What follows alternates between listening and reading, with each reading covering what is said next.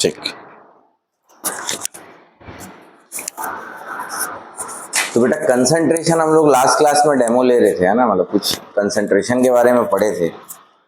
आगे आज अपन कंटिन्यू करेंगे, लेकिन पहले थोड़ा सा कंसंट्रेशन के बारे में समझ लेते हैं, है ना, 10-15 मिनट, उसके बाद आगे बढ़ते हैं। कंसंट्रेशन क्या होता है? कंसंट्रेशन का मतलब क्या होता है? तुम आए थे पहले, फिर नहीं आए थे क्या 1-2 क्लास? हाँ, कंसंट्रेशन का मतलब क्या होता है? पन्ना क्यों पलट रही है तू? क्या होता है बेटा कंसंट्रेशन का मतलब? क्या सोचते हो तुम? Mass of unit volume, mass of solute in unit volume. और कोई बहुत सारे तरीके हैं ना सोचने के। आप किसी चीज को बहुत अलग अलग तरीके से सोच सकते हो। वो जो अलग अलग तरीके हैं वही कंसंट्रेशन टर्म्स बनते हैं। मतलब देखो, अगर आपको कंसंट्रेशन समझना है ना बेटा, जो भी जिनकी भी आज फर्स्ट क्लास है ना, वो क्या करना, वो जो 2-3 मेरे पास वीडियोस रखे हुए हैं वो तुम ले लेना, ठीक है। युवराज होगा या माया मैडम होंगी, उनसे ले लेना। और जब जब भी टाइम मिले तो उसको एक बार थोड़ा थोड़ा करके देखना, ठीक है। वैसे अपन स्टार्टिंग से ही करेंगे, लेकिन कम से कम थोड़ा सा डेमो में तुम लोगों को अच्छा लगेगा, फिर और तुम अटेंड करोगे। तो देखो, कंसंट्रेशन अगर आपको बहुत अच्छे से समझना है ना बच्चे, तो आपको समझना पड़ेगा कि ये कंसंट्रेशन टर्म जो है ये वैलिड सिर्फ किसके लिए है? सॉल्यूशन के लिए। मतलब सॉल्यूशन को ऐसा रटना या याद करना, या सॉल्यूशन क्या होता है वो सब याद करना और रटने वाला काम नहीं है। सब चीज को फील करो कि वो चीज क्या है। हाँ, तो सॉल्यूशन क्या है?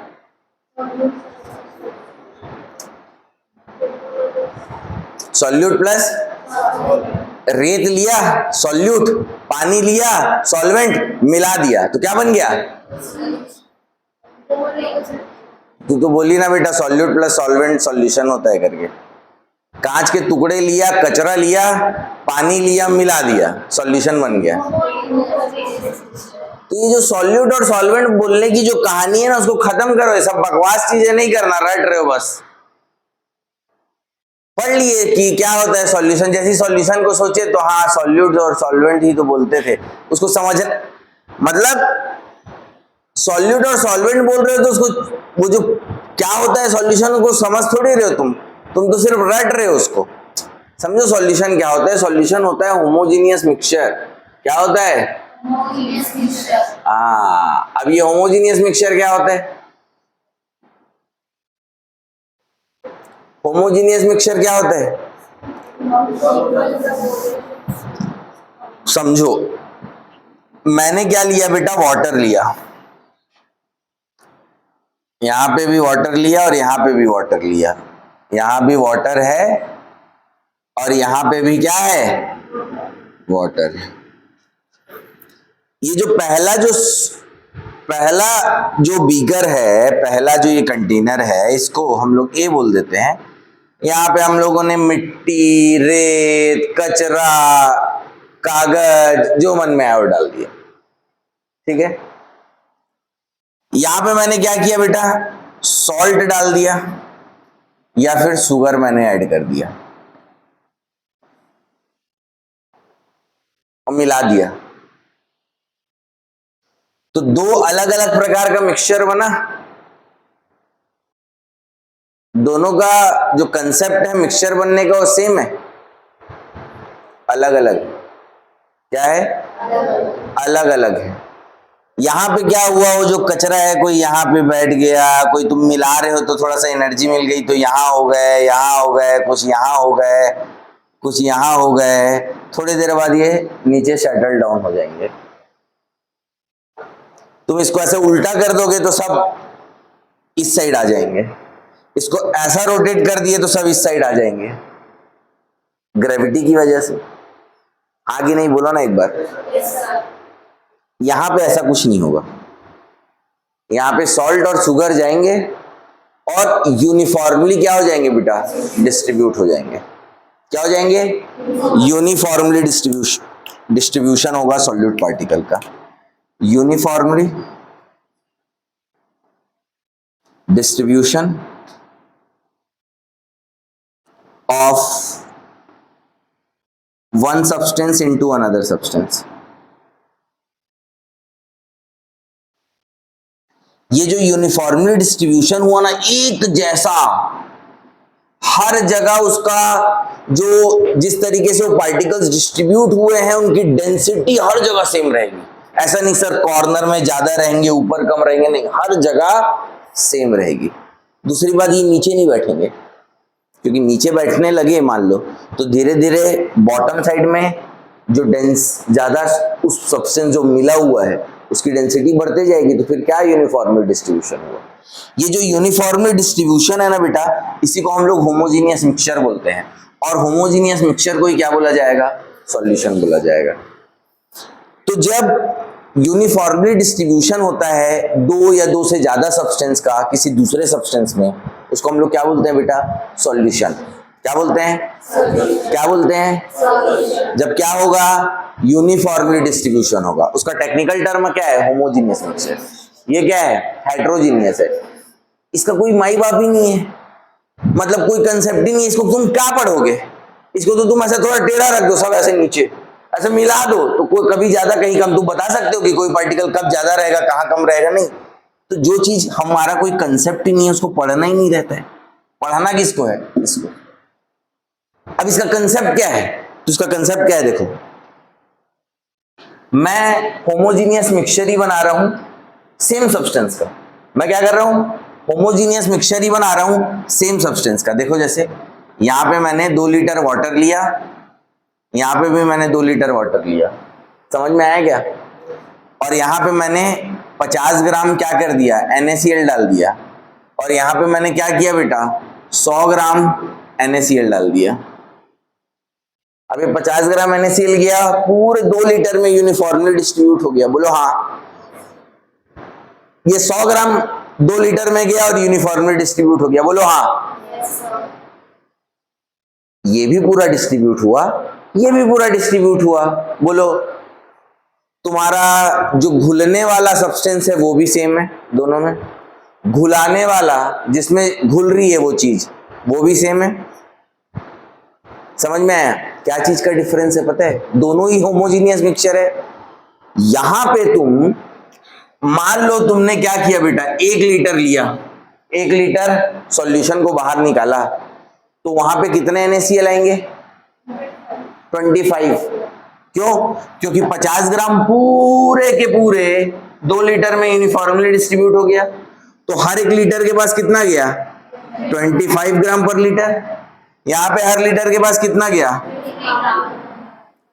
समझ में आया। मतलब यहां पे डिस्ट्रीब्यूशन जो हुआ है, यहां पे भी डिस्ट्रीब्यूशन हुआ है, लेकिन यहां पे पर ml देखोगे या पर यूनिट वॉल्यूम देखोगे तो अमाउंट ऑफ सब्सटेंस उससे इससे डबल है, डबल है। यहां पे amount of substance per unit volume क्या है, डबल है, या फिर ज्यादा है, या फिर कम है। तो सॉल्यूशन कौन सा सब्सटेंस घुला है, किसमें घुला है और किस रेशियो में घुला है, समझ में आया। तो रेशियो भी इंपॉर्टेंट है कि हर एक unit volume of the solution को या हर unit volume of the solvent को कितना अमाउंट ऑफ सॉल्यूट मिला।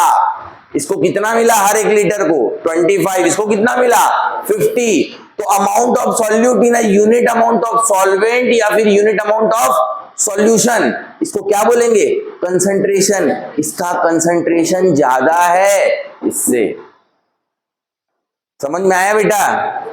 तो कोई पूछे कंसंट्रेशन क्या होता है, तो पहले उससे पहले समझ लो कि सॉल्यूट और सॉल्वेंट क्या होता है। बेटा सॉल्यूट और सॉल्वेंट ना बड़ी कहानी है, इसको हम लोगों को बहुत डिटेल में पढ़नी है, लेकिन अभी तुरंत अगर मेरे को कुछ बताना है तुमको तो सिंपल सी एक बात देखो कि जो चीज घुली हुई है वो क्या है, सॉल्यूट। जनरली जो लेस अमाउंट में होता है ना उसको हम लोग क्या बोलते हैं, सॉल्यूट। और जिसमें घुली हुई है ना, जो जनरली जो ज्यादा अमाउंट में होता है ना, उसको हम लोग बोलते हैं सॉल्वेंट। अभी बस इतना, जब सॉल्यूशन पढ़ेंगे तो देखेंगे कि सॉल्यूट और सॉल्वेंट किसको बोलते हैं। बात समझ में आई क्या।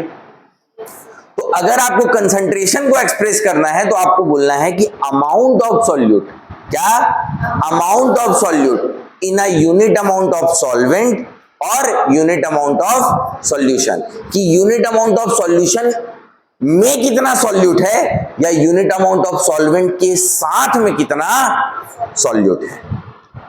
समझ में आया क्या? आई की बात बोलो, आई। अब इसको हम लोग बोलते हैं कंसंट्रेशन। कुल मिला के वो कितना, वो जो मेरा होमोजीनियस मिक्सचर है वो कितना डेंस है, कितना, ये ज्यादा डेंस था ना बेटा इसके रेस्पेक्ट में। अगर आप इसको इतना भी देखोगे, एक बूंद भी देखोगे, समझ में आया ना बेटा, तो आपको अमाउंट ऑफ सॉल्यूट, जैसे यहाँ की मान लो मैंने 2 ml ले लिया और यहाँ पे भी मैंने 2 ml ले लिया, तो यहाँ पे जो सॉल्यूट है, यहाँ पे जो सॉल्यूट है इसका अमाउंट इससे क्या आएगा, डबल आएगा, क्योंकि कंसंट्रेशन डबल है। समझ में आया? तो कंसंट्रेशन फील हुआ कि नहीं हुआ बता। अच्छा, दूसरी एक बहुत ही इंपॉर्टेंट बात कि बेटा कंसंट्रेशन जो होता है वो इंटेंसिव प्रॉपर्टी होती है। क्या होती है? इंटेंसिव का मतलब क्या होता है? देखो, इंटेंसिव का मतलब कि क्वांटिटी पे जो चीज डिपेंड नहीं करती। मतलब आपने जैसे एक सॉल्यूशन लिया, ये एक सॉल्यूशन लिया, मान लो मोलैरिटी तो थोड़ा बहुत जानते हो ना कि नहीं जानते? जानते हो कि नहीं जानते हो? क्या होता है? कौन यस सर बोल रहा है? किसको किसको आता है मोलैरिटी? बताओ क्या होता है बेटा मोलैरिटी?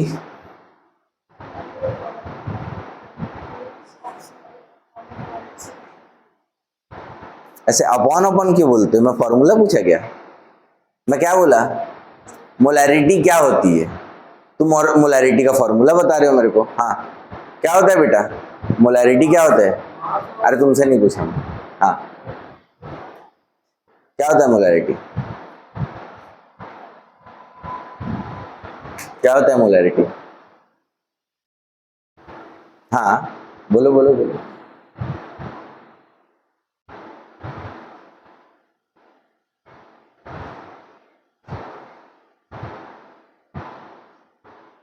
पढ़े हो ना? 11th में पढ़े हो ना? 12th में भी पढ़े हो ना कि नहीं पढ़े हो? पढ़े हो ना? तभी सॉल्यूशन में पढ़े हो कि नहीं पढ़े हो? तुम लोग को मोलैरिटी नहीं आता है तो तुम कैसे करोगे भाई? हाँ, 12th पास हो गए?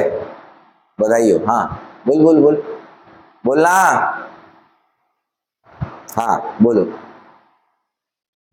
पीछे चलो, बधाई हो। चलो देखो इधर। हाँ चलो, ऐसा मोलैरिटी ऐसे लिखूंगा तो समझ में आ जाएगा ना। ऐसे 2 मोल पर लीटर। जैसे मान लो ये सॉल्यूशन क्या है बेटा? 2 मोल पर लीटर है। देखो एजुकेशन सिस्टम इतना खराब है, मोलैरिटी की यूनिट मोल पर लीटर होती है ना। हाँ वो पता है, लेकिन मोलैरिटी नहीं पता है। चलो, तो ये पूरे सॉल्यूशन का कंसंट्रेशन कितना है बेटा? 2 मोल पर लीटर। कितना है?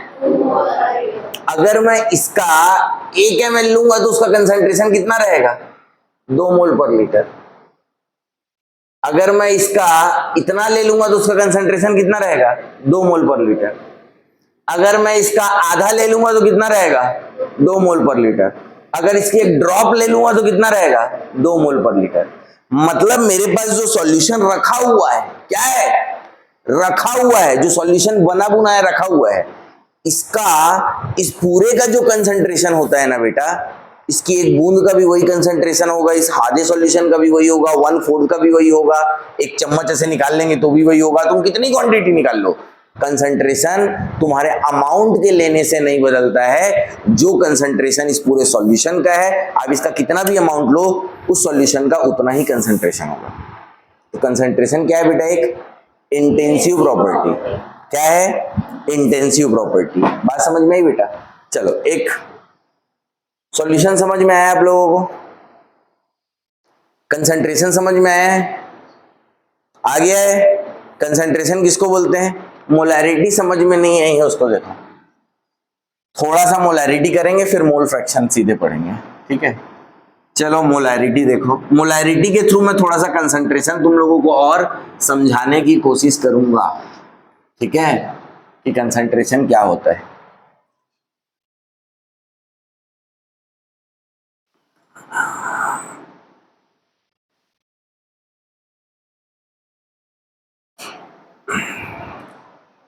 अब ये जो कंसंट्रेशन है ना बेटा, इसको एक्सप्रेस करने के बहुत सारे तरीके हैं। समझ में आया क्या? जो कंसंट्रेशन में तुमको पढ़ाया, amount of solute in a unit amount of solvent या फिर सॉल्यूशन, इसी चीज को एक्सप्रेस करने के बहुत सारे तरीके हैं। Molarity, molality, mole fraction, normality, मास परसेंट, पार्ट्स पर मिलियन, स्ट्रेंथ, बहुत सारे तरीके। उसमें से एक तरीका क्या है बेटा? मोलैरिटी। मोलैरिटी को कैपिटल एम से बताते हैं और मोलैरिटी की यूनिट क्या होती है बेटा? मोल पर लीटर। अब ये मोल पर लीटर को देख के तुमको समझ में नहीं आ रहा है कि मोलैरिटी क्या होती है? मोलैरिटी होती है बेटा, अगर तुमसे कोई पूछे कि मोलैरिटी क्या होती है तो मोलैरिटी बोलो number of moles of solute present in 1 litre solution. Number of moles of solute present in 1 liter solution। number of moles of solute present in 1 liter solution। 1 litre solution में कितने number of moles of solute होते हैं उसको क्या बोला जाता है? Molarity. ठीक, अब जो तुम बोल रही थी उसको बताता हूं। अब जैसे मेरे पास क्या है बेटा?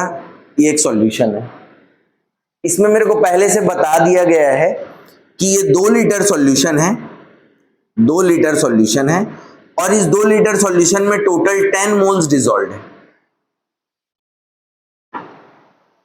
अब देखो क्या बोल रहे हैं, पहली बात तो बता दिया गया है क्या है? क्या है? सॉल्यूशन है। क्या है? 2 लीटर का क्या है? मतलब होमोजीनियस मिक्सचर है। बोलो हाँ।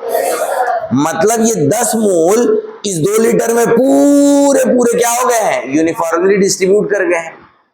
और मोलैरिटी किसको बोलते हैं बेटा? 1 लीटर में कितना? 1 लीटर सॉल्यूशन के पास, 1 लीटर सॉल्यूशन में कितने मोल्स ऑफ सॉल्यूट प्रेजेंट है उसी को क्या बोलते हैं? मोलैरिटी। जब 2 लीटर के पास 10 मोल है तो 1 लीटर के पास कितना होगा? 5। तो आपने क्या किया भाई? ये जो 10 मोल्स हैं ये यूनिफॉर्मली डिस्ट्रीब्यूट हो रखे हैं 2 लीटर सॉल्यूशन में, तो 1 लीटर के पास कितना गया बेटा? 10 मोल डिवाइड बाई 2 लीटर, मतलब हर 1 लीटर के पास कितना है?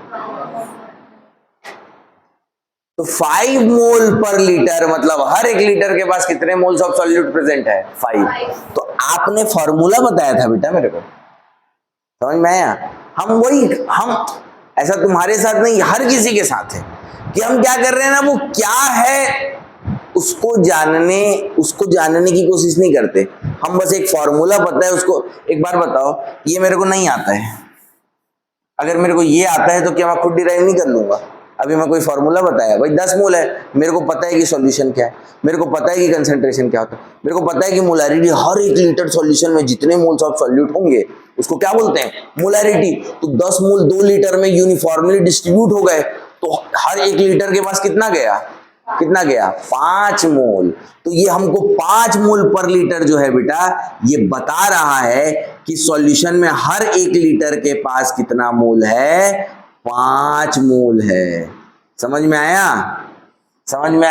अच्छा, अभी मैं तुमको बोल रहा था कि बेटा कंसंट्रेशन जो है वो इंटेंसिव प्रॉपर्टी है। क्या है? Intensive property. चेक करते हैं, देखो एक बार बताओ, ये जो 10 मोल है ये 2 लीटर में घुला हुआ है, 10 मोल पूरे के पूरे 2 लीटर में घुला हुआ है। ठीक, अगर ये सॉल्यूशन है तो 1 लीटर में कितना घुला हुआ है? 1 लीटर में कितना घुला हुआ है? जल्दी बोलो।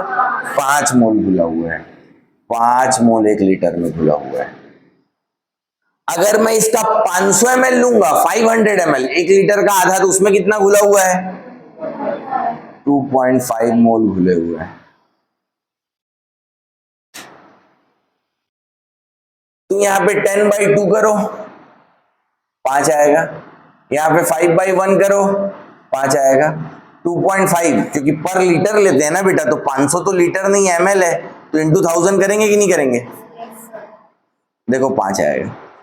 तुम इस सॉल्यूशन में जितना कम अमाउंट, छोटे से छोटे चले जाओ या पूरे सॉल्यूशन के पास आ जाओ, आपका जो कंसंट्रेशन है वही रहने वाला है, बदलेगा नहीं। कंसंट्रेशन इंटेंसिव प्रॉपर्टी है। अगर मेरे पास ये सॉल्यूशन रखा हुआ है ना और मुझे कुछ कैलकुलेशंस करनी है ना, तो मैं, मेरी इच्छा करेगी मैं उतना सॉल्यूशन लेके बाहर निकाल सकता हूं और उस पर मैं काम करूंगा, उस पर जो कंसंट्रेशन आएगा वही कंसंट्रेशन इसका है। समझ में आया? मैं ऐसा मतलब वो नहीं हूं, कंपलसरी नहीं है कि जितना सॉल्यूशन रखा है आपको उसी पे काम करना है, नहीं। मेरी जो इच्छा करेगी मैं उतना वॉल्यूम या उतना अमाउंट ले सकता हूं सॉल्यूशन का, उससे कुछ बदलेगा नहीं। समझ में आया क्या? बोलो आया कि नहीं आया? अब देखो मोलैरिटी और मोलैलिटी ना बेटा हम लोग थोड़ा सा डिटेल में पढ़ चुके हैं, ठीक है। अब आप न्यू स्टूडेंट हो अभी, मतलब जिसकी फर्स्ट क्लास है, तो पुराना अगर मैं पूरा करूंगा तो फिर वो दिक्कत होगा जो पढ़ चुके हैं। तो हम लोग क्या करते हैं ना, कंसंट्रेशन समझ में आ गया ना, मोलैरिटी समझ में आ गया ना, थोड़ा सा मोलैलिटी ऐसे ही और बताता हूं, फिर हम लोग एकदम डिटेल में पढ़ेंगे मोल फ्रैक्शन। ठीक है क्या? कोई प्रॉब्लम है? ठीक, बाकी वीडियोस में है बाकी, और फिर रेगुलर क्लास में तुम लोगों को मैं सारा फिर स्टार्टिंग से करवा दूंगा। ठीक है क्या? चलो, अब एक चीज क्या होती है बेटा, मोलैरिटी के बाद ना देखो सबके अलग अलग तरीके हैं ना सोचने के, समझने के, और सबके पास अलग अलग सिचुएशन है। कोई मास पर लीटर जानना चाहता है, कोई मोल्स पर लीटर जानना चाहता है, कोई बोलता है मेरे को वॉल्यूम ऑफ सॉल्यूशन में नहीं, मेरे को सॉल्वेंट के साथ बताओ। तो जो तरीके अलग अलग चेंज हो रहे हैं तो उनके टर्म्स भी चेंज हो जा रहे हैं। जरूरी है क्या कि मैं मोल पर लीटर ही हमेशा निकालूंगा कंसंट्रेशन? नहीं, मेरे पास एक और तरीका है। पूछो क्या? देखो क्या तरीका है, जिसको मैं बोलता हूं मोलैलिटी। मोल पर केजी, ये छोटा भाई है मोलैलिटी का, स्मॉल एम। ठीक है क्या? अरे छोटा भाई ऐसे मत लिख देना, मतलब ऐसे ही बोल दे रहा हूं मैं। हाँ, देखो क्या होता है, number of moles of solute, number of moles of solute present with 1 kg solvent.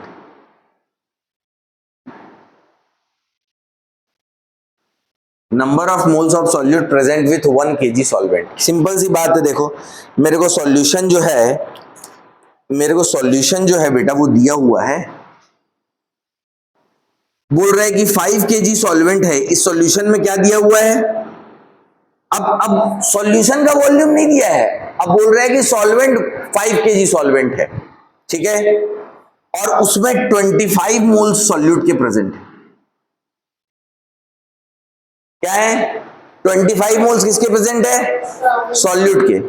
तो देखो इस 5 kg सॉल्वेंट में पूरे के पूरे 25 मोल्स यूनिफॉर्मली डिस्ट्रीब्यूट हो रखे हैं। बोलो हाँ। तो हर एक केजी सॉल्वेंट के पास कितने मोल्स गए होंगे? आ रही है बात समझ में?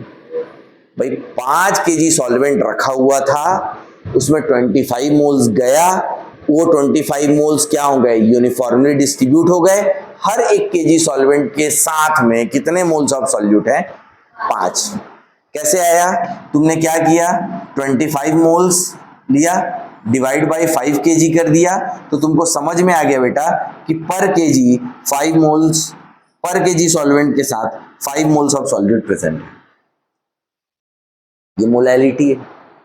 Number of moles of solute divide by mass of solvent in KG. क्यों केजी में? क्योंकि जब बेटा सॉल्वेंट के मास को केजी में लोगे तभी तो पर केजी निकलेगा, अगर ग्राम में ले लोगे तो पर ग्राम निकल जाएगा। लेकिन मोलैलिटी नंबर ऑफ मोल्स है ना बेटा, पर केजी को बोलते हैं, पर ग्राम को मोलैलिटी नहीं बोलते, पर केजी को ही मोलैलिटी बोला जाएगा। तो जब भी तुमको मास ऑफ सॉल्वेंट किस में दिया हो, केजी में दिया हो, तो कोई दिक्कत नहीं है। जब भी तुम डिनोमिनेटर में रखोगे तो पर केजी मिल जाएगा, लेकिन डिनोमिनेटर में अगर मास ग्राम में दिया हो तो उसको केजी में अपने को चेंज करना पड़ेगा, तभी तो पर केजी मिलेगा। आ रही बात समझ में? देखो ना, अगर नंबर ऑफ मोल्स, अगर यहाँ पे ग्राम ले लेते, मान लो 5000 ग्राम दिए रहता, तो जब मैं डिवाइड करूंगा तो मुझे number of moles per gram of the solvent मिलेगा, पर केजी थोड़ी मिलेगा। और मोलैलिटी मोल पर केजी ही होता है, कहीं पे देखिए मोल पर ग्राम होता है, मोलैलिटी नहीं।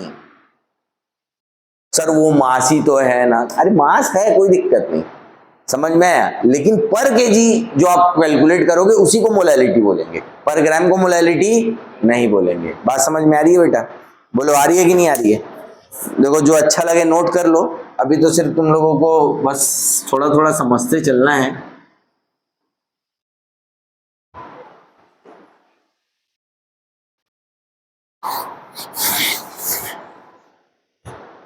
मोल फ्रैक्शन स्टार्ट नहीं कर रहा हूं ना, बस रिलेशन मोलैरिटी और मोलैलिटी का रिलेशन बताया हूं। ठीक,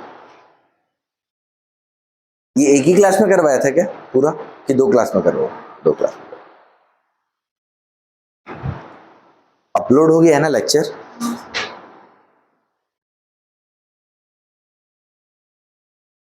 ठीक, चलो हो गया बेटा, मिटा दो इसको, थोड़ा बहुत समझ गए? चलो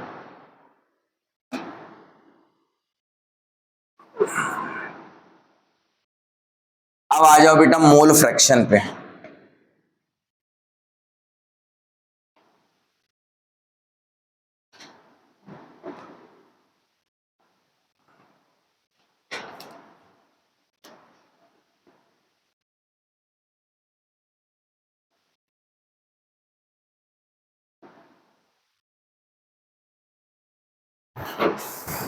अब इसको थोड़ा सा अपन डिटेल में पढ़ेंगे क्योंकि अब सब बराबर हो गए अभी, है ना। क्या होता है मोल फ्रैक्शन?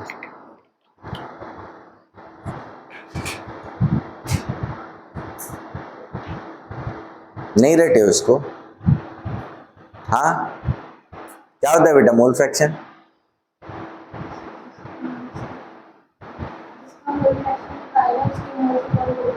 हाँ मतलब रटिए। अरे फ्रैक्शन वैसे ही निकालते हैं। फ्रैक्शन मतलब क्या होता है? परसेंटेज कैलकुलेट करना जानते हो? कैसे करते हैं परसेंटेज?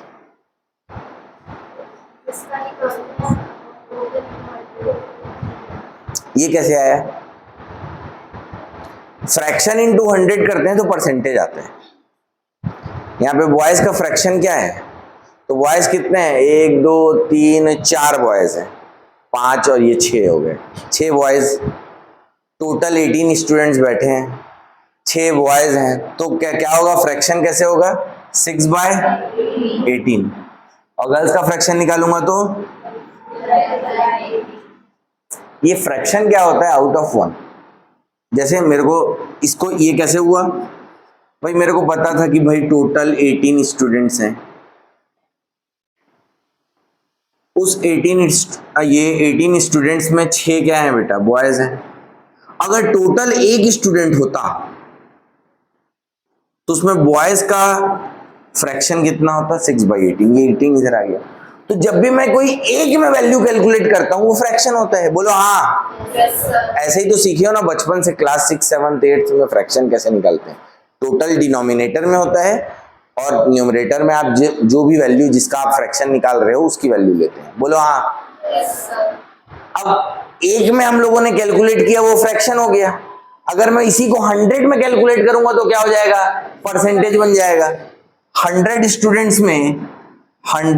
स्टूडेंट्स में कितना हो जाएगा बेटा? 6/18 इंटू 100।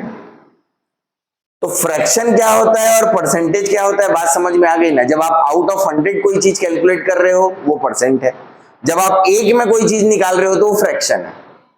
बात समझ में आई? समझ में आया बेटा? बोलो आया कि नहीं आया? तो इतना मैथ्स तो आता है ना, तो आगे सिंपल सी कहानी है बेटा। देखो इधर ध्यान से, ये मोल का फ्रैक्शन, ये जो मोल फ्रैक्शन है ये तुमको लगेगा कि कुछ भारी चीज होगी, बड़ी चीज होगी, नहीं, ये भी फ्रैक्शन है भाई। सॉल्यूशन जो बनता है वो सॉल्यूट और सॉल्वेंट का होमोजीनियस मिक्सचर है। सॉल्यूशन बना, बोलो हाँ। तो मान लो तुम्हारे पास एक सॉल्यूशन बना, ये आपका एक सॉल्यूशन है, और ये जो सॉल्यूशन है बेटा इसमें हम लोगों को मोल्स दिए हुए हैं। देखो अगर मुझे सॉल्यूट का अमाउंट दिया रहेगा और मास दिया रहेगा सॉल्वेंट का, तो मैं मोलैरिटी निकालूंगा क्योंकि वही कन्वीनियंट चीज है। मोलैरिटी थोड़ी निकाल पाऊंगा, वॉल्यूम नहीं दिया है। अगर वॉल्यूम ऑफ सॉल्यूशन और अमाउंट ऑफ सॉल्यूट दिया है तो मोलैरिटी निकालूंगा। अगर मुझे दोनों के नंबर ऑफ मोल्स दिए हुए हैं तो मोलैरिटी और मोलैरिटी क्या करूंगा? मोल फ्रैक्शन निकालूंगा। तो मान लो बेटा आपका ये जो सॉल्यूशन है ना, इसमें आपको नंबर ऑफ मोल्स ऑफ ए दिया हुआ है। ए मतलब सॉल्वेंट, मतलब जनरली ए किसके लिए यूज करूंगा? सॉल्वेंट के लिए, और बी किसके लिए यूज करूंगा? सॉल्यूट के लिए। और सॉल्यूट के कितने मोल्स हैं बेटा? मान लो NB। तो मैं हमेशा फ्रैक्शन कैसे निकालता हूं बेटा, टोटल जो भी नंबर ऑफ टोटल जो वैल्यू है उसको डिनोमिनेटर में और जिसके मैं कैलकुलेट कर रहा हूं उसको न्यूमरेटर में। तो अगर मुझे मोल फ्रैक्शन ऑफ ए निकालना है तो मैं क्या करूंगा, number of moles of A divide by N total. Mole fraction of B कैसे निकालूंगा, number of moles of B divide by N total.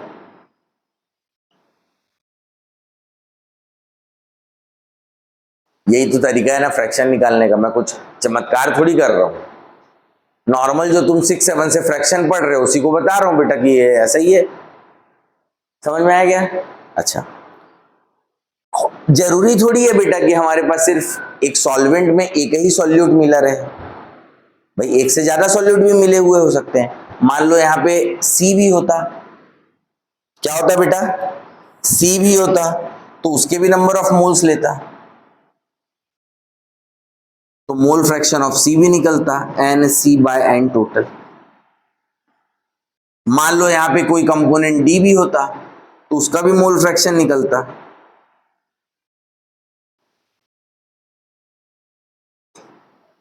चाहे सिर्फ दो कंपोनेंट्स रहे, एक सॉल्यूट एक सॉल्वेंट, या एक सॉल्यूट दो सॉल्यूट एक सॉल्वेंट, या तीन सॉल्यूट एक सॉल्वेंट, जितने भी कंपोनेंट्स हो उन सभी का मोल फ्रैक्शन आप कैलकुलेट कर सकते हो, क्योंकि उन सभी का फ्रैक्शन हम कैलकुलेट कर सकते हैं।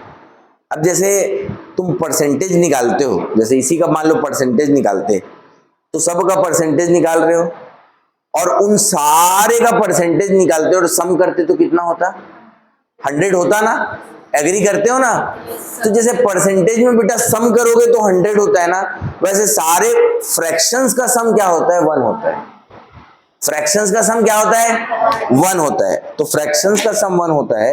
तो देखो ध्यान से, मान लो यहाँ पे जितने भी कंपोनेंट्स होंगे उन सभी के फ्रैक्शंस का सम जो होगा वो क्या होगा बेटा, 1 होगा। मान लो और भी ज्यादा कंपोनेंट्स हैं तो सभी के फ्रैक्शन का सम क्या होगा बेटा, 1 होगा। और अगर ये मेरा बाइनरी सॉल्यूशन है, और तुम लोग एकदम, तुम्हारे लिए बहुत अच्छी न्यूज है कि तुमको कभी भी बेटा दो ही सब कंपोनेंट मिलेंगे तुम्हारे नीट के एग्जाम में भी, एक सॉल्यूट एक सॉल्वेंट। ज्यादा उससे ज्यादा कभी बढ़ ही नहीं पाते हैं पेपर में, उससे ज्यादा कोई बढ़ ही नहीं पाता है। तो बाइनरी सॉल्यूशन, बाइनरी सॉल्यूशन किसको बोलते हैं, जिसमें एक सॉल्यूट रहेगा एक सॉल्वेंट। तो इसको हम लोग, इसी चीज को, तीसरा कोई कंपोनेंट है ही नहीं, मतलब मोल फ्रैक्शन ऑफ ए और मोल फ्रैक्शन ऑफ बी का सम क्या होगा, 1 होगा। और अगर एक पता है तो दूसरा क्या हो जाएगा बेटा, कैलकुलेट कर सकते हो। बोलो हाँ कि नहीं, अरे बोलो भाई। क्योंकि फ्रैक्शन का सम 1 होता है तो सभी के मोल फ्रैक्शंस का सम 1 होगा। और अगर मेरे पास बाइनरी सॉल्यूशन है तो एक सॉल्यूट और एक सॉल्वेंट है ना, मोल फ्रैक्शन ऑफ सॉल्यूट और मोल फ्रैक्शन ऑफ सॉल्वेंट का सम क्या होगा, 1 होगा, क्योंकि ये क्या है, बाइनरी सॉल्यूशन।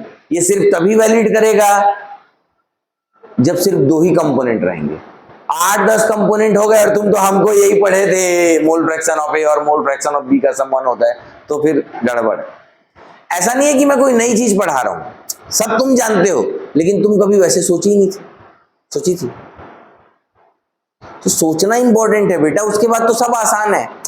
तुम अटक क्यों रहे हो कहीं पे, क्योंकि तुम ऐसा सोच के नहीं चल रहे हो। तुम उसको एक बार जो भी पार्ट है, तुम अपनी किसी क्वेश्चन में स्ट्रेटेजी क्यों नहीं बना पा रहे हो, वो इसीलिए नहीं बना पा रहे हो क्योंकि तुम अटक, बीच में रुक जा रहे हो। तुम उसको पूरा एक बार सोचे थोड़ी हो कि हाँ ये ऐसा होता है तो ये होगा तो ये होगा, तुम इसीलिए तो अटक रहे हो। तुम्हारे अटकने का कारण ही बस वही है। समझ में आ गया? चलो नोट करो इसको।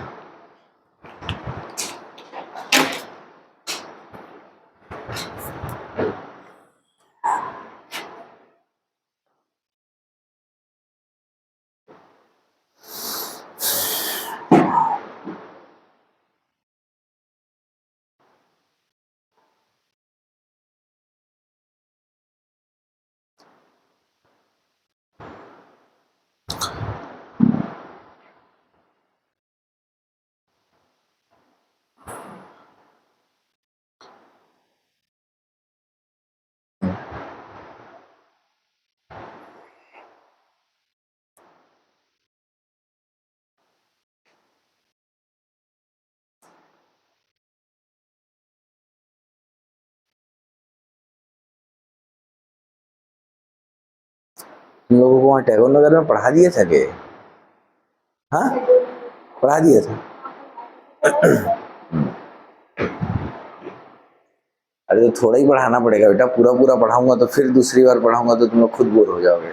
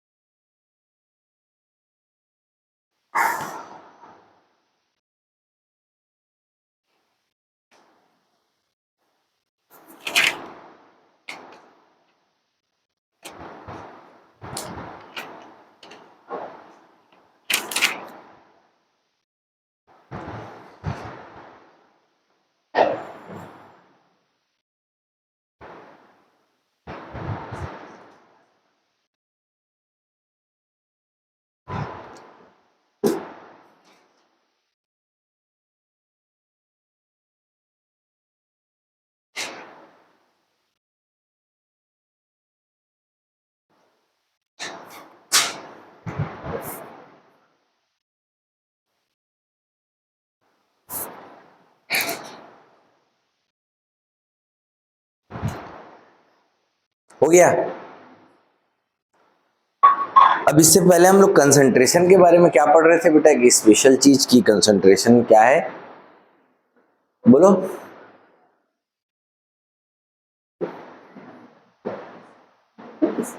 इंटेंसिव प्रॉपर्टी क्या है?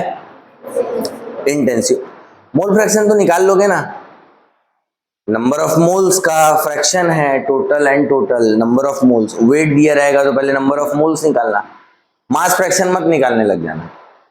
कई लोगों को ऐसी है रहता है ना, नंबर ऑफ मोल्स निकालोगे तो मोल्स दोगे तो ऐसा रख देंगे, मास दोगे तो मास फ्रैक्शन निकाल लेंगे। मास फ्रैक्शन क्या होगा? जैसे मान लो 20 ग्राम सॉल्यूट है, 30 ग्राम सॉल्वेंट है, चलो इसका मोल फ्रैक्शन निकालो। 20 प्लस 30 50 कर दिए और ऊपर 20 कर दिए, वो क्या निकल गया? मोल्स तो निकाले ही नहीं हो तुम तो मास का फ्रैक्शन निकाल रहे हो। बोलो हाँ। समझ में आया क्या? पहले मोल्स में चेंज करो फिर मोल्स का फ्रैक्शन निकालो, ठीक है? इतना तो हलवा है कि नहीं है? कि नहीं सर हम लोग पहले एक दो क्वेश्चन प्रैक्टिस करवाओ तभी हम लोग सीखेंगे। लिखो, काहे मैं रिस्क लूं, है कि नहीं?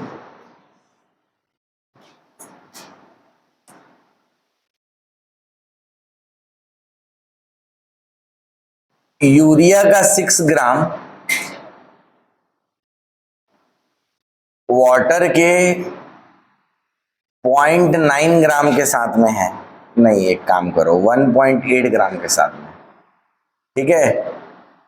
Calculate mole fraction of urea and mole fraction of water.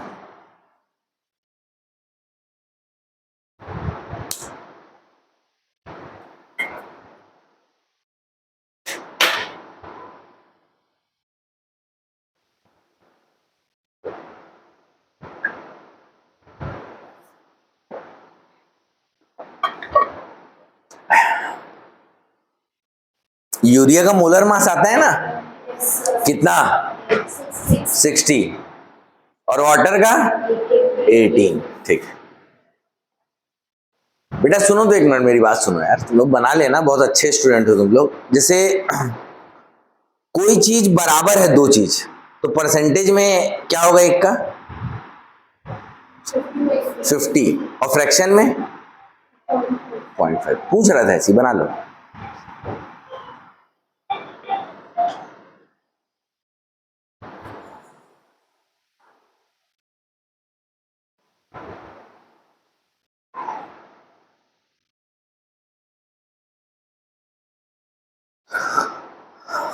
बन गया? कितना है?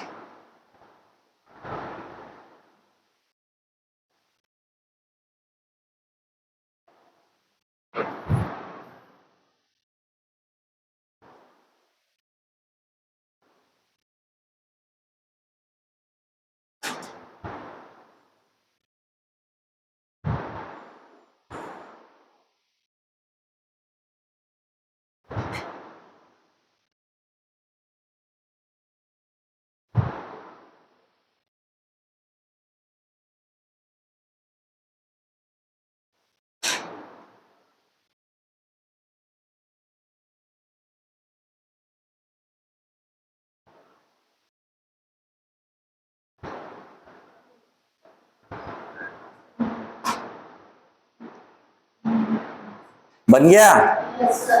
अरे रात रात तक बना लोगे कि नहीं बनाओगे? बहुत लोग अभी भी लिख रहे हैं। अरे बेटा ये 6 ग्राम यूरिया है यार, तुम लोग भी कैसा 6 ग्राम यूरिया है। Number of moles of urea क्या होगा? नंबर ऑफ मोल्स कैसे निकालते हैं वो वीडियो में पता चल जाएगा, तुम लोग को देख लेना वीडियो, ठीक है। 6 ग्राम डिवाइडेड बाय 60 ग्राम पर मोल, तो कितना हो गया? 0.1 मोल। ये 1.8 ग्राम वाटर है, तो वाटर के नंबर ऑफ मोल्स कैसे निकलेंगे? 1.8 ग्राम वाटर का मोलर मास कितना होता है? 18 ग्राम पर मोल, तो कितना हो जाएगा? 0.1 मोल। ये मैं सब बताया हूं कि मोल पर मोल क्यों लिखा गया है, मोलर मास क्या होता है, मोलर मास किसको बोलते हैं, समझ में आया क्या? सारी चीज बताया हूं, एक बार लेक्चर तुम लोग देखना, ठीक है क्या। अब देखो ये भी 0.1 मोल, ये भी 0.1 मोल। अगर मोल फ्रैक्शन ऑफ यूरिया निकालना है मुझे तो कैसे निकलेगा बेटा? Number of moles of urea, बोलो हाँ, डिवाइडेड बाय एन टोटल, बोलो हाँ। एन टोटल का मतलब क्या हुआ? एन टोटल का मतलब हुआ number of moles of urea plus number of moles of water. तो यूरिया 0.1 और ये 0.1 प्लस 0.1 कितना आ गया? 0.1 डिवाइड बाय 0.2, तो ये हो गया 0.5। 1/2 मतलब 0.5। समझ में आता है क्या? ये 0.5 तो दूसरा भी क्या होगा? 0.5। मानते हो कि नहीं मानते हो? मानते हो? अब क्योंकि बाइनरी सॉल्यूशन है ये, तो mole fraction of urea plus mole fraction of water का सम कितना होगा? 1। अगर एक 0.5 है तो अगला भी क्या हो जाएगा? 0.5। तो mole fraction of water is equal to 1 minus 0.5 means 0.5। ठीक है। तो पहली बात तो ये कि मोल फ्रैक्शन कैसे निकालना है वो आना चाहिए, और सम जितने भी फ्रैक्शंस का सम है वो 1 होगा, ये आना चाहिए। समझ में आया क्या? दूसरी इंपॉर्टेंट बात जो आपको समझनी है वो आपको कंसंट्रेशन, देखो 11th वाला पार्ट जो है उसमें तो बहुत सिंपल सी बेटा, क्या होता है मोलैरिटी, क्या होता है मोलैलिटी, यही सब दिया है, बेसिक कंसेप्ट्स ऑफ केमिस्ट्री। जो कंसंट्रेशन वाला पार्ट तुम्हारा लास्ट वाला पार्ट में दिया रहता है, लेकिन वो क्यों दिया है मेरे को भी नहीं समझ में आता, क्योंकि एक्चुअल वो जो ये सारी जो चीज होती है ये काम आती है तुम्हारे सॉल्यूशन में। ठीक है, अभी मोल्स ही नया नया सीखे हैं, सॉल्यूशन के बारे में आइडिया नहीं और दे दिया गया है। सॉल्यूशन में भी आपको कन्वर्जन आना चाहिए, मतलब एक कंसंट्रेशन टर्म से आपको दूसरे कंसंट्रेशन टर्म्स में पहुंचना आना चाहिए। अगर आप सॉल्यूशन पढ़ रहे हो तो एक तो कंसंट्रेशन टर्म्स आपको बहुत अच्छे से समझना है, दूसरा आपको दूसरे कंसंट्रेशन टर्म्स में कैसे जाए ये आना चाहिए। ठीक है, तो इसी में जो हम रिलेशन पढ़ते हैं बेटा वो पढ़ते हैं relationship between mole fraction, relationship between mole fraction and molality, relationship between mole fraction and molality of the solution, relationship between mole fraction and molality of the solution, relationship between mole fraction and molality of the solution। ओ भैया समझ में आ रहा है कि नहीं आ रहा है?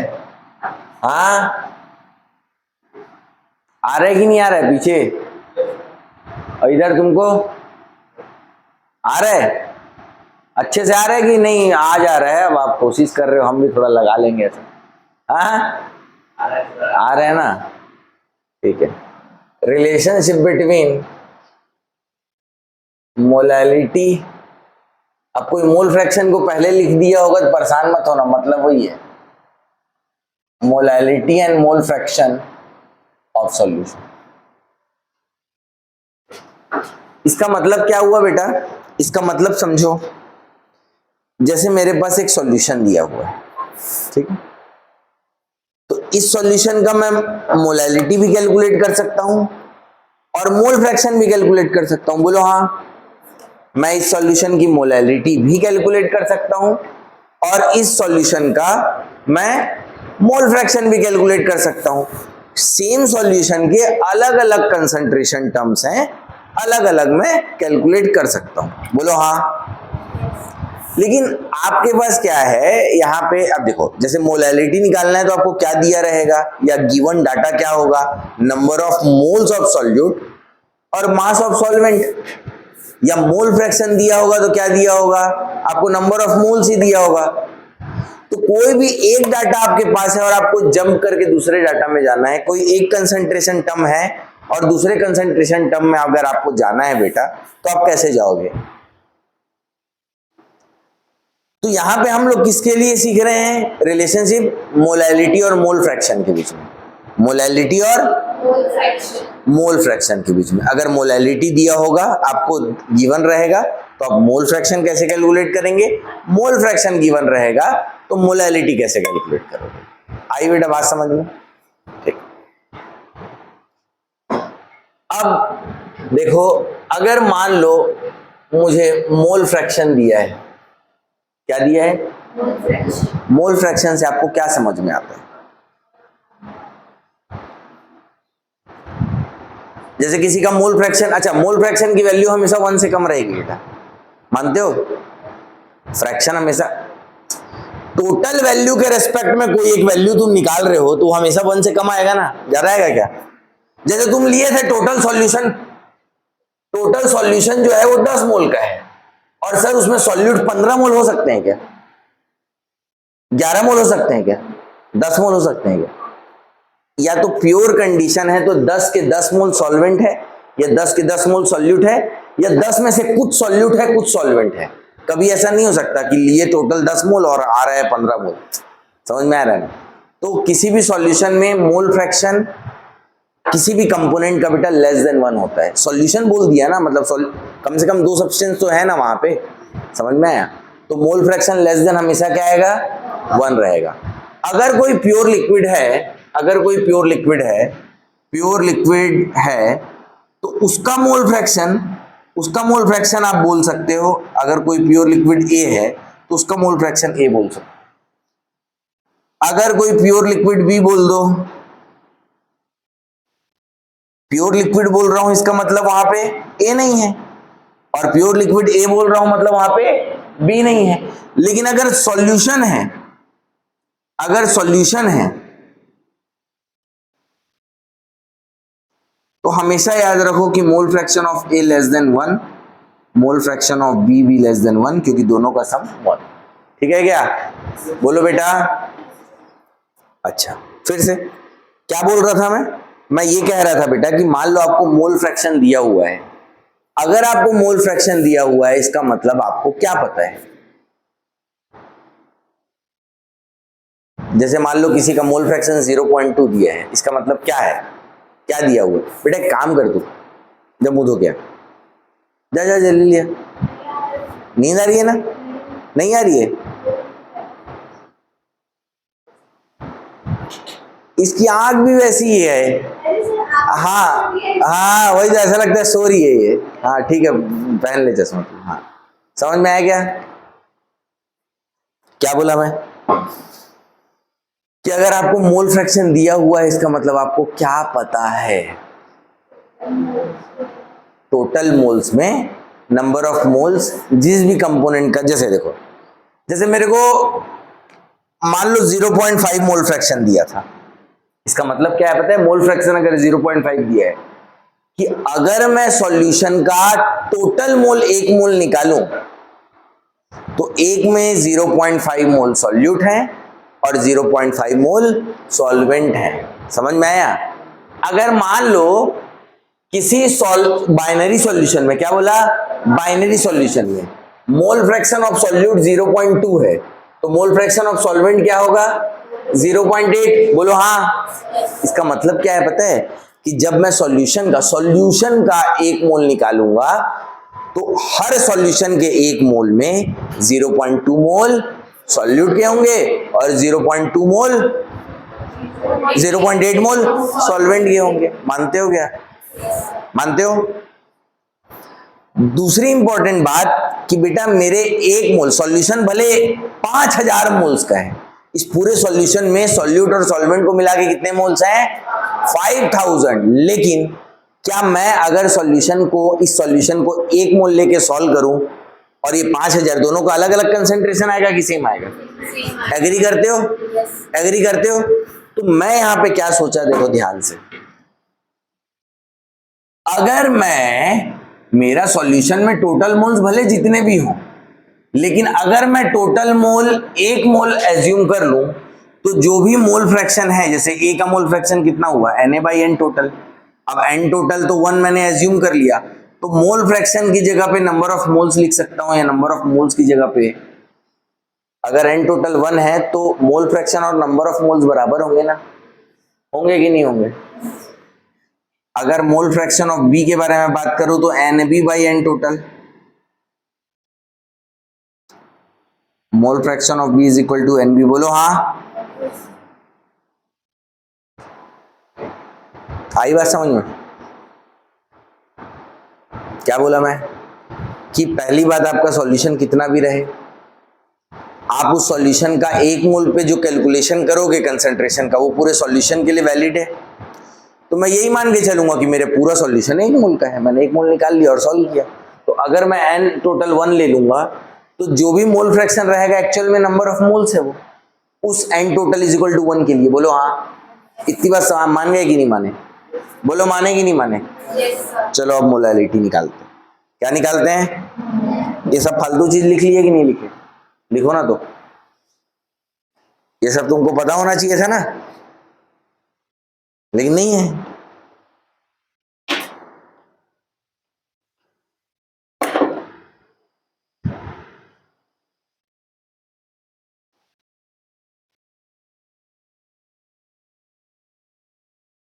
बेटा ये पहले लिख के फिर ये अपन रिलेशनशिप में आएंगे ना। ये रिलेशनशिप नहीं है, ये मैं ऐसे ही बता दिया तुम लोगों को कि तुमको ये पता होना चाहिए।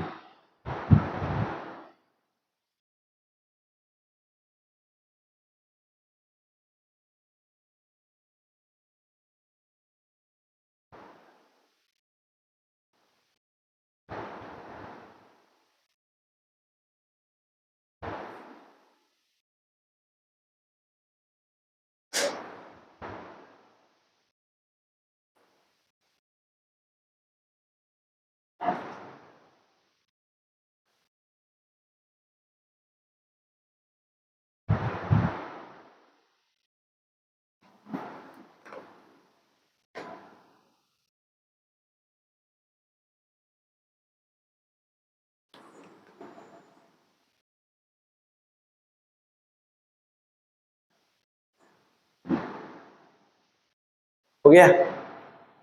यहां तक पहुंच गए? अगर यहां तक पहुंच गए बेटा, और मोलैलिटी कैलकुलेट करना आता है क्या? मोलैलिटी, मोलैलिटी कैसे कैलकुलेट करेंगे बेटा बताओ, कोई भी एक बच्चा जिसको ज्यादा अच्छे से समझ में आए। कैसे निकालेंगे बेटा मोलैलिटी? कैसे निकालेंगे बोल रहा हूं अब ना, अब नहीं पूछ रहा हूं कि मोलैलिटी क्या होती है। हाँ बता।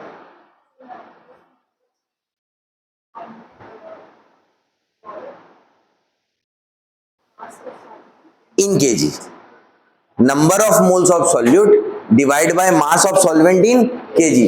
तो ऊपर आपने रखा नंबर ऑफ मोल्स, नीचे रखा mass of solvent in KG, तो आप डिनोमिनेटर में आपको क्या रख रहे हैं? Mass of solvent in KG. तो per KG number of moles आपको मिल जाएगा। क्यों? क्योंकि ऊपर वाला वैल्यू कटेगा मास ऑफ सॉल्वेंट से, हर एक केजी के पास कितने नंबर ऑफ मोल्स आया वो मिल जाएगा। बात समझ में आई क्या? तो मोलैलिटी होता है बेटा, molality is equal to number of moles of solute divide by mass of solvent, और मास ऑफ सॉल्वेंट हमको किस में लेना है? केजी में। लेकिन बाई चांस ऐसा हो कि number of moles of solute तो आपको दिया रहे, लेकिन मास ऑफ सॉल्वेंट आपको दिया रहे ग्राम में, तो गड़बड़ हो जाएगा बेटा। तो इसको डिवाइड बाई 1000 करके इसको केजी में चेंज करेंगे, और डिवाइड में यहां पे लिखने से अच्छा यहां पे इनटू मल्टीप्लाई कर दो। बोलो कोई परेशानी है क्या? बोलो है क्या? नहीं है? पक्का? अब देखो ध्यान से, तुम्हारा जो फॉर्मूला है वो तुम ध्यान से देखोगे तो दिख जाएगा। अगर मैंने एन टोटल मेरा सॉल्यूशन 50,000 लीटर मोल्स का हो, या 1 ही मोल का रहे, या 0.05 मोल का रहे, मैं अगर एज्यूम कर लिया कि मेरा टोटल सॉल्यूशन एन टोटल 1 है, तो कोई दिक्कत है तुम लोगों को? कोई चीज बिगड़ जाएगी? मैं ऐसा कर सकता हूं क्योंकि इंटेंसिव प्रॉपर्टी है, मैं मान सकता हूं, कुछ कर सकता हूं ना। तो अगर एन टोटल मैं 1 मोल एज्यूम करके चलूंगा तो number of moles of solute की जगह पे मोल फ्रैक्शन ऑफ सॉल्यूट लिख सकता हूं इंटू 1000। बोलो हाँ। मास ऑफ सॉल्वेंट निकालना है ग्राम में। मास ऑफ सॉल्वेंट, मास कैसे निकलता है? मास मास मास कैसे निकलता है पता है? जब नंबर ऑफ मोल्स गिवन रहता है ना बेटा, नंबर ऑफ मोल्स गिवन रहता है ना, तो मैं मोलर मास से मल्टीप्लाई करता हूं तो मास निकल जाता है। अब मुझे सॉल्वेंट का मास निकालने के लिए मुझे सॉल्वेंट के नंबर ऑफ मोल्स चाहिए। बोलो हाँ। और सॉल्वेंट का मोलर मास चाहिए। लेकिन नंबर ऑफ मोल्स की जगह पे तो मैं मोल फ्रैक्शन लिख सकता हूं। क्यों? क्योंकि मैंने तो एन टोटल 1 एज्यूम कर रखा है।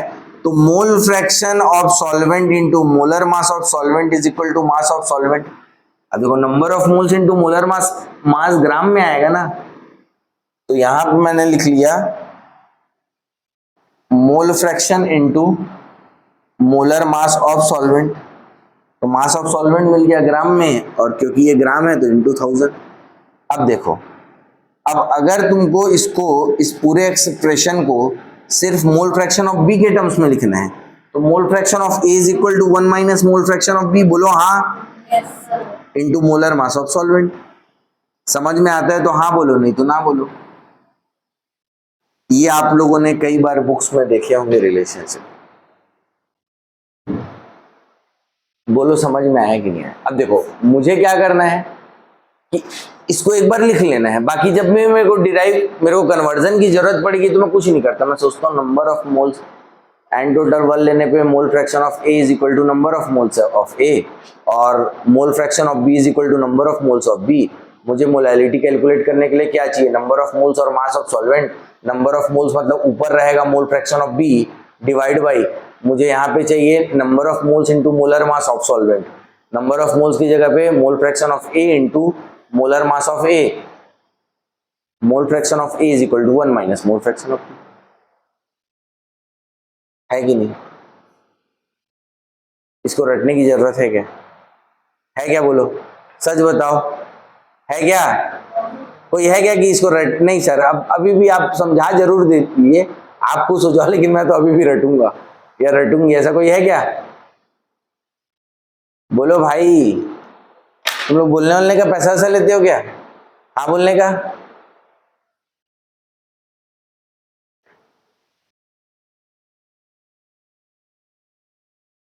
बताओ लेते हो तो मैं नहीं दूंगा, लेकिन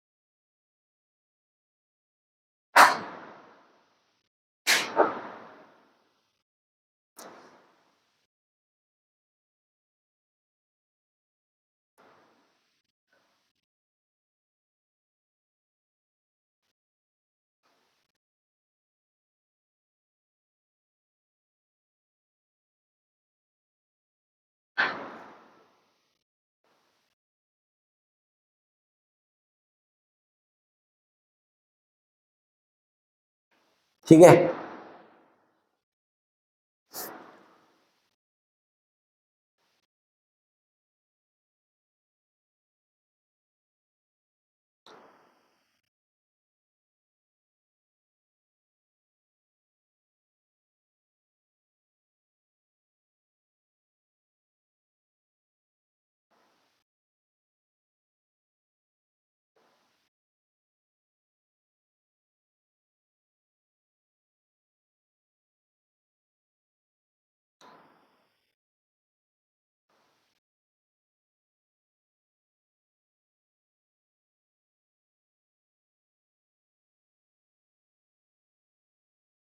क्वेश्चन बनाओगे?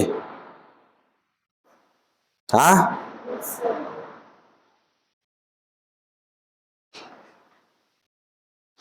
क्वेश्चन बनाओगे कि क्वेश्चन बनाओगे? सुहानी लोग को बता दिया ना कि क्वेश्चन बोलते हैं फिजिकल, तुम लोग को पता है ना, फिजिकल केमिस्ट्री में क्वेश्चन बोलते हैं, हैं कि नहीं पता?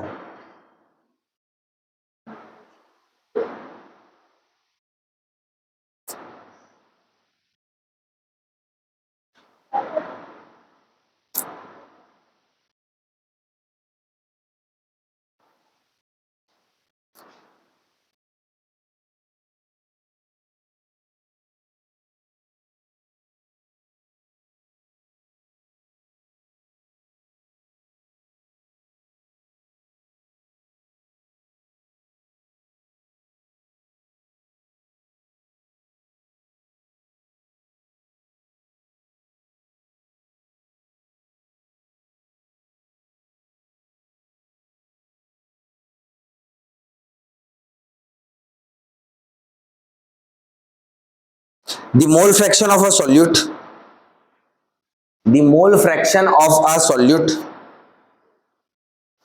the mole fraction of a solute in an aqueous solution, in an aqueous solution, the mole fraction of a solute in an aqueous solution is 0.2. The mole fraction of a solute in an aqueous solution is 0.2. The molality of the solution will be, the molality of the solution will be,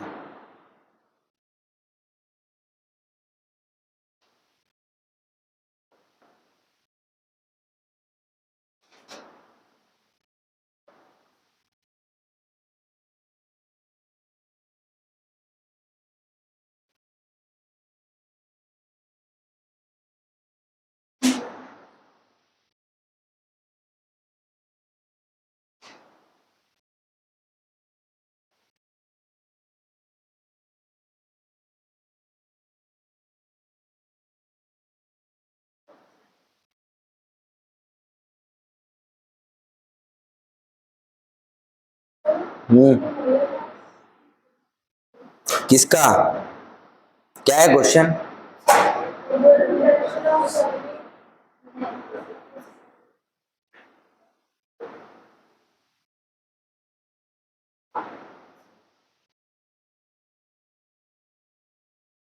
पूरा periodic table बता देता हूँ ना।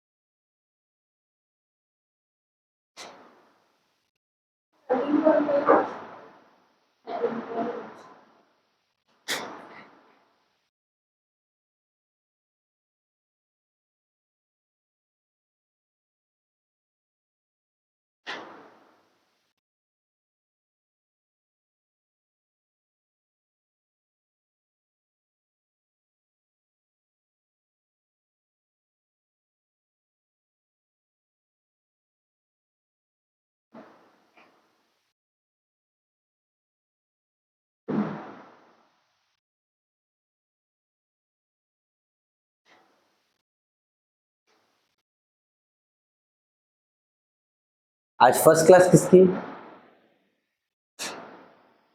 अच्छा, नहीं नहीं, मेरी नहीं बेटा, ओवरऑल कोचिंग में फर्स्ट क्लास किसकी है? अच्छा, आप दोनों की, ठीक।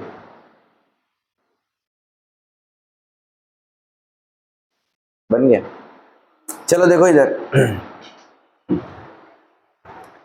देखो बेटा, अगर मैं वो फॉर्मूला में कोई याद नहीं है, भाई वही चीज कर रहा हूं, मैं कोई नई चीज नहीं करूंगा, वही चीज करूंगा, लेकिन मान लो मेरे को फॉर्मूला याद नहीं है। क्वेश्चन क्या है बोलो जल्दी से। मोल फ्रैक्शन ऑफ सॉल्यूट दिया है, कितना दिया है? मोल फ्रैक्शन ऑफ सॉल्यूट दिया है 0.2, ठीक है, और बोलो। एक्वा सॉल्यूशन है, ठीक है, क्या बोल रहे हैं? मोलैलिटी बताओ। देखो मेरे को मोल फ्रैक्शन 0.2 दिया है ना, तो मैं सोचूंगा ना, तो मैं ऐसा सोच सकता हूं, मोल फ्रैक्शन अगर 0.2 दिया है तो मैं ऐसा सोच सकता हूं कि 0.2 मोल्स जो है ना, 0.2 मोल सॉल्यूट के ना 0.8 मोल सॉल्वेंट के साथ में है। बोल सकता हूं कि नहीं बोल सकता हूं बताओ? कि 0.2 मोल सॉल्यूट 0.8 मोल्स सॉल्वेंट के साथ में है। मतलब मेरे को indirectly number of moles of solute तो मिल गया ना, 0.2 मिल गया ना। बोल रहे हैं मोलैलिटी बताओ। मोलैलिटी अगर आपको कैलकुलेट करना है ना बेटा, तो आपको number of moles of solute चाहिए और आपको मास ऑफ सॉल्वेंट चाहिए, और अगर मास ऑफ सॉल्वेंट ग्राम में है तो इनटू 1000 कर दो। तो देखो नंबर ऑफ मोल्स तो मिल गए 0.2। अच्छा, जब सॉल्यूट के 0.2 मोल्स होते हैं उस समय सॉल्वेंट के कितने मोल्स होंगे? 0.8। और 0.8 मोल्स हैं तो मास कैसे निकलेगा बेटा? एक्वा सॉल्यूशन है मतलब वाटर है, वाटर है ना। तो 0.8 मोल्स जो है उसका कितना होता है? 18 ग्राम पर मोल। बोलो हाँ। तो देखो मास of solvent in gram into 1000 number of moles, यही तो मोलैलिटी का फॉर्मूला है ना बच्चे। बोलो बेटा। देखो ये 1, ये 4 टाइम्स में चला गया, ये आपका हो गया 250। 250 बाई 18 करोगे ना बेटा तो 13.8 आएगा के आसपास वैल्यू आएगी मोल पर केजी। समझ में आता है क्या बेटा? तो मैंने यहाँ डेरिवेशन पे जो चीज सारी चीजें मैंने की थी वही सारी चीजें यहाँ पे करी है। आपको याद नहीं होगा रिलेशनशिप तो क्वेश्चन नहीं बनेगा, ऐसा नहीं है। आपको स्ट्रेटेजी पता होनी चाहिए थी कि कैसा आया था। दो ही चीज है बेटा, या तो रट लो, लेकिन रट लेने में आपका घाटा ज्यादा है। या तो देखो रट लेने में हो सकता है कि यहाँ पे मोल फ्रैक्शन ऑफ ए कर दिए, यहाँ पे बी कर दिए, क्योंकि तुमको कैसे आया उतना थोड़ी होश है, तुमको तो बस ऐसा होता है। दूसरी बात, तुम याद कितना दिन रखोगे? एक बार समझ लोगे तो वो चीज हमेशा रहेगी। समझ में आया क्या मैं क्या बोलना चाहता हूं? आया कि नहीं आया? ठीक। क्वेश्चन लिखेंगे बेटा एक, ये समझ में आ गया सबको? और अगर मान लो मेरे पास देखो एक बार और, एक बार देखो, और नहीं मेरे को कुछ इधर कुछ नहीं आता है तो भी देखो mole fraction of B 0.2 into 1000, 1 minus 0.2 और इंटू मोलर मास, ये देखो ये वही चीज है, ये देखो, है ना? हाँ कि नहीं? ठीक, नेक्स्ट क्वेश्चन लिखेंगे बेटा।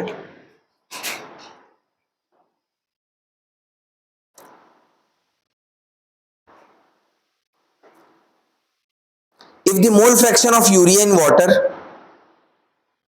if the mole fraction of urea in water is, if the mole fraction of urea in water is 0.15, 0.15, 0.15, then molarity, then molality of urea, then molality of urea in the solution, then molality of urea in the solution is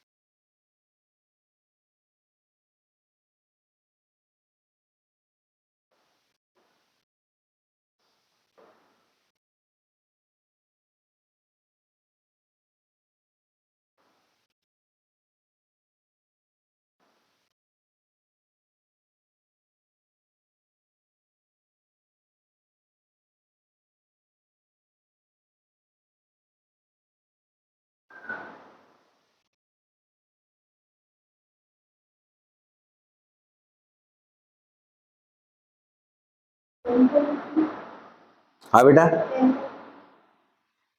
उसके आसपास ही आएगा value, लेकिन 10.3 नहीं है।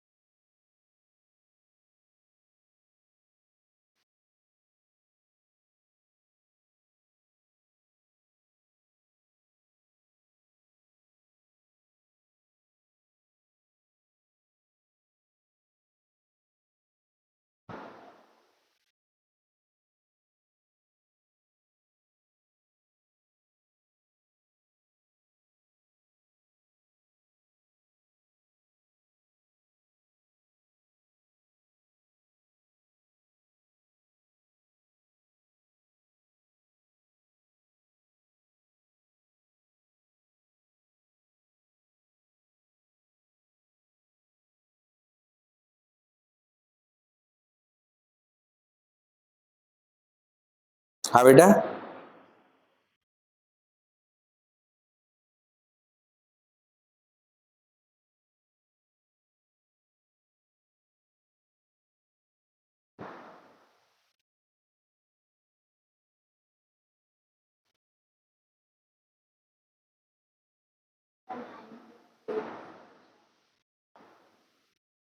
Nine point eight आएगा।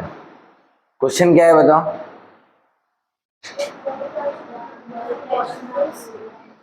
मोल fraction of urea is 0.15।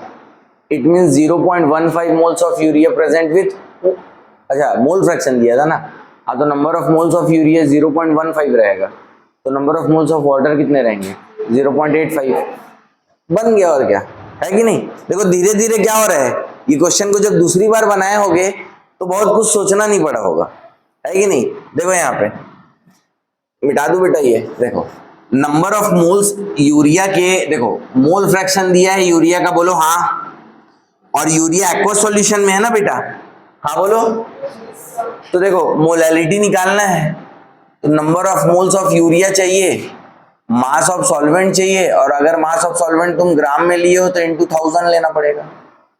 अब देखो mole fraction अगर यूरिया का 0.15 दिया है, मतलब 0.15 moles of urea present with 0.85 moles of water, तो 0.15 इंटू 1000 डिवाइड बाय 0.85, और क्योंकि वाटर है,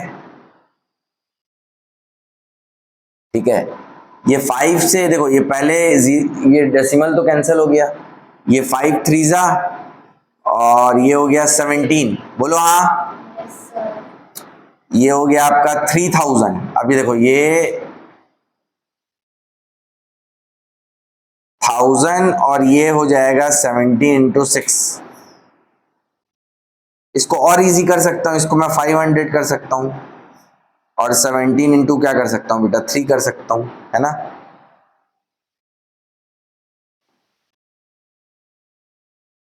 ये 51 हो गया। अब देखो अगर ये 50 होता तो 10 आता, लेकिन ये 51 है, बस थोड़ा सा ज्यादा है, तो 10 से थोड़ा सा कम होगा। वैसे ऑप्शन में तुमको देख के समझ में आ जाएगा, जैसे यहाँ पे ऑप्शन क्या था, एक 3.4, एक 2.3, एक 9.8 और एक 20.5, तो आंसर मेरे को पता हो चल गया है कि 9.8, क्योंकि देखो ये 50 होता तो 110 आता, लेकिन ये डिनोमिनेटर 50 से थोड़ा सा ज्यादा है, मतलब 50 से जो आंसर आएगा उससे थोड़ा सा कम होगा, अप्रोक्स 9.8। आई बेटा बात समझ में? आई क्या बच्चों? आ रही है, बन रहे हैं क्वेश्चंस, बोलो। चलो एक क्वेश्चन और,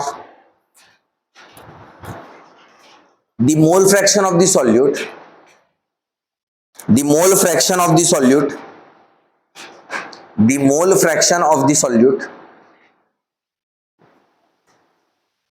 the mole fraction of the solute in a 1 molar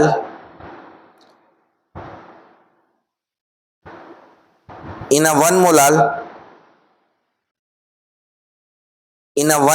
aqueous solution is, the mole fraction of the solute in a 1 mole aqueous solution is.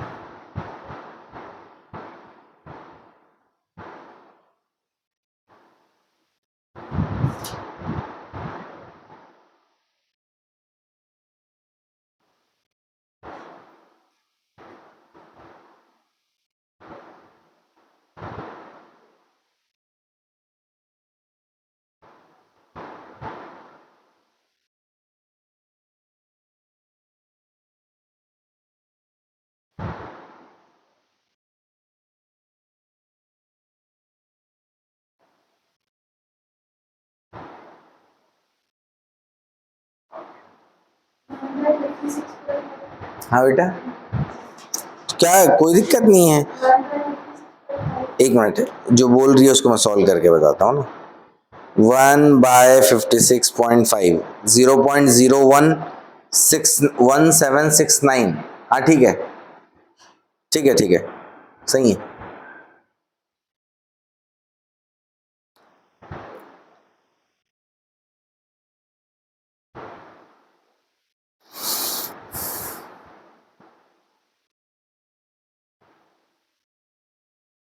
अब देखो, जैसे अभी तक तुम लोगों को क्या दिया होता था, मोल फ्रैक्शन दिया रहता था, तो तुम मोलैलिटी निकालते थे। अब मोलैलिटी दिया है तो मोल फ्रैक्शन निकालना। बोलो हाँ।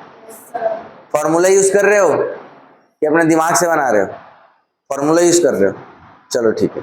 चलो देखो इधर, इधर देखो, हम लोगों को इस बार क्या दिया है बेटा?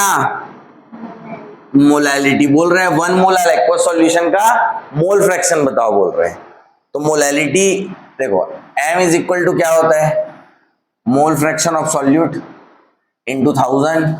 अब क्योंकि दो वेरिएबल तो नहीं निकल सकते एक इक्वेशन में, तो इसको भी हम लोगों को मोल फ्रैक्शन ऑफ बी के टर्म्स में ही लिखना है, इनटू मोलर मास। अच्छा, ये एक्वस सॉल्यूशन है क्या? अच्छा, तो मोलर मास ऑफ सॉल्वेंट तो 18 हो जाएगा। बोलो हाँ। चलो यहाँ पे 1 इज इक्वल टू, इसको x ही ले लेते हैं, इनटू 1000, और 1 माइनस एक्स इंटू 18। बोलो हाँ। कोई दिक्कत है? तो देखो ये हो गया 1 minus x into 18 is equal to 1000x। तो यहाँ पे 18 minus 18x is equal to क्या हो गया? 1000x। 18 is equal to 1000 plus 18 मतलब 1018x। बोलो हाँ। x is equal to 18 by 1018। ठीक है, इसकी वैल्यू जब तुम सॉल्व करोगे तो 0.1/56 यहीं से आया ना, काट पीट के। मतलब इस सबको काट पीटोगे बेटा तो ये इसकी एग्जैक्ट वैल्यू आएगी। देखो, जब मैं 18 बाय, चाहे तुम इसको 18 बाय 1018 बोलो या फिर काट पीट के 1/56.5 बोलो, ठीक है, इसकी वैल्यू आएगी बेटा 0.0176 समथिंग कुछ। तो इसको मैं क्या कर सकता हूं, अप्रॉक्स अगर लूंगा तो इसको 0.0177 लिख सकता हूं। बोलो हाँ। अब ये तो तुम्हारा फॉर्मूला हो गया कि नहीं? लेकिन मेरी बात ध्यान से सोचो, इस क्वेश्चन को हम बिना फॉर्मूला की भी सॉल्व कर सकते हैं। फिर वही बात, क्या दिया हुआ है? क्या दिया हुआ है? मोलैलिटी। कितना दिया हुआ है? अच्छा पहले लिख लो, इसको लिख लियो ना, बना लियो ना इसको सब। ये तो हो गया ना। हाँ, अब सब इधर देखो, आधे कॉपी में आधे इधर, तो फिर सब मजा नहीं आता पढ़ाने में। हाँ इधर देखो, मोलैलिटी कितनी दी हुई है? 1 मोलाल। अगर 1 मोलाल दिया है, इससे आपको क्या समझ में आया? आपको क्या समझ में आया? हाँ क्या बोल रही है, फिर से बोल। 1 लीटर में 1 मोल तैर रहे। हाँ हाँ बोल बोल बोल। 1 kg सॉल्वेंट के साथ 1 मोल सॉल्यूट प्रेजेंट है। मोलैलिटी जैसे अब इधर मत देखो, ठीक है, मोलैलिटी 1 है ना, इसका मतलब it means 1 mole of solute present with 1 kg solvent. बोलो ना भाई, हाँ बोलो ना एक बार। 1 mole of solute present with 1 kg solvent. और तुमको क्या निकालना है? मोल फ्रैक्शन निकालना है ना सॉल्यूट का। तो अगर तुमको सॉल्यूट का मोल फ्रैक्शन निकालना है तो तुमको क्या चाहिए? सॉल्यूट के नंबर ऑफ मोल्स, बोलो हाँ, और सॉल्यूट के नंबर ऑफ मोल्स और सॉल्वेंट के नंबर ऑफ मोल्स, बोलो हाँ। अब तुमको इनडायरेक्टली सॉल्यूट के मोल्स दिए हुए हैं, बोलो हाँ। अरे डायरेक्टली दिया हुआ है। अब एक बार बताओ, सॉल्वेंट का क्या दिया हुआ है? मास। इनडायरेक्टली मास दिया हुआ है ना। जब तुम number of moles 1 mole put कर रहे हो तो मास ऑफ सॉल्वेंट 1 kg है, मतलब मोल्स कितना है? 1000/18। ये देखो मोल को गायब कर दो, नहीं तो ये देखो ऐसे ही तो है ना। सॉल्व करते हैं, करें? समझ में आ गया? आया कि नहीं आया बेटा, बोलो। चलो देखो, 1 ये 18 प्लस 1000/18, मानते हो कि नहीं मानते हो? अरे मैथ्स आता है कि नहीं आता है?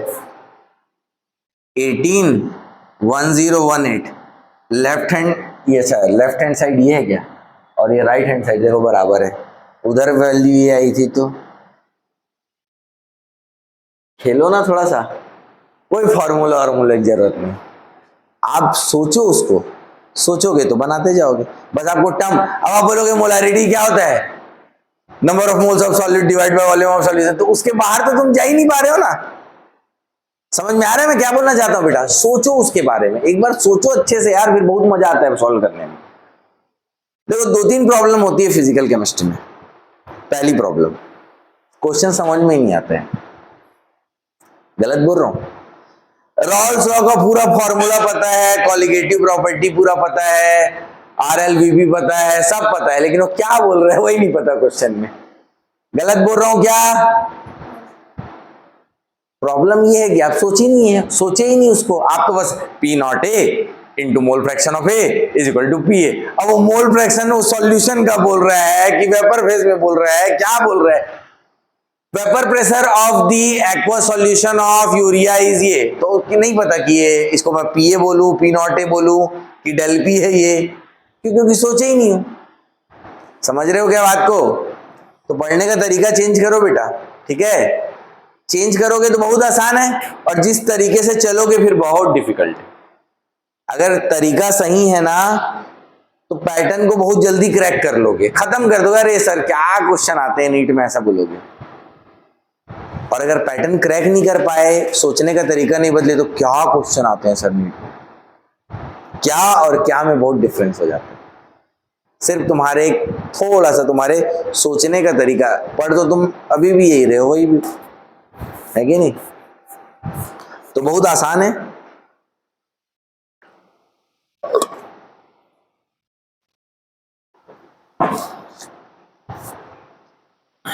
तो ये आप लोगों का हो गया बेटा मोलैलिटी, मोलैरिटी, मोल फ्रैक्शन,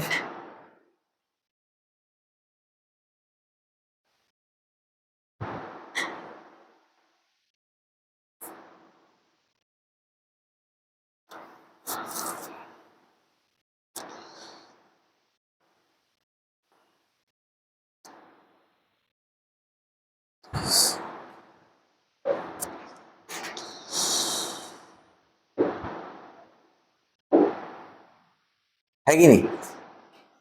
और बोलो, और पढ़ोगे? हाँ नहीं पढ़ोगे? ठीक है, इतना ही करो अभी, ठीक है? क्योंकि आबादी बढ़ जाएगी तो फिर रिवाइज भी तो करवाना है, पूरा स्टार्टिंग से ही तो पढ़ना है। अभी तुम लोग देख लो, मजा आ रहा है तो अच्छी बात है, नहीं आ रहा है तो फिर मुंह बनाओ थोड़ा सा, ठीक है? अभी तो डेमो ही ले रहे हो ना तुम, कि सामने आके मतलब अच्छा जादू दिखा रहे हैं, नहीं दिखा रहे हैं, है कि नहीं? चलो ठीक है बेटा, है ना?